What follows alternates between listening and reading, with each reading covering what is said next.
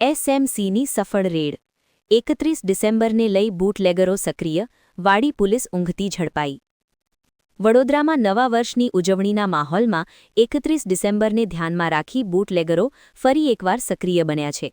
આવી સ્થિતિમાં એસએમસી એટલે કે સ્ટેટ મોનિટરિંગ સેલ દ્વારા એક મોટી સફળતા હાંસલ કરવામાં આવી છે, જ્યારે સ્થાનિક વાડી પોલીસની કામગીરી પર સવાલો ઊભા થયા છે.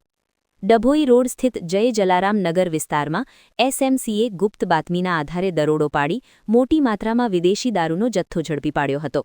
રેડ દરમિયાન કુલ 2765 નંગ વિવિધ બ્રાન્ડની વિદેશી દારૂની બોટલો સાથે અન્ય મુદ્દામાલ મળી આવ્યો હતો. ઝડપાયેલ મુદ્દામાલની કુલ કિંમત અંદાજે ₹15,51,000 હોવાનું જાણવા મળ્યું છે. આ કાર્યવાહીમાં પોલીસ દ્વારા બાબુભાઈ રાઠવા અને અજય યાદવની ધરપકડ કરવામાં આવી છે, જ્યારે આ કેસમાં સંડોવાયેલા અન્ય 8 લોકોને વોન્ટેડ જાહેર કરવામાં આવ્યા છે.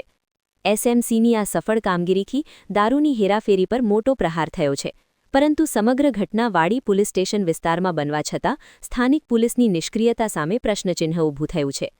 વોન્ટેડ આરોપીઓની શોધખોળ માટે અલગ અલગ ટીમો કાર્યરત કરવામાં આવી છે. 31 ડિસેમ્બર નજીક આવતા શહેરમાં ગેરકાયદેસર દારૂ વેચાણ સામે પોલીસની સતર્કતા વધુ કડક કરવાની માંગ પણ ઉઠી રહી છે.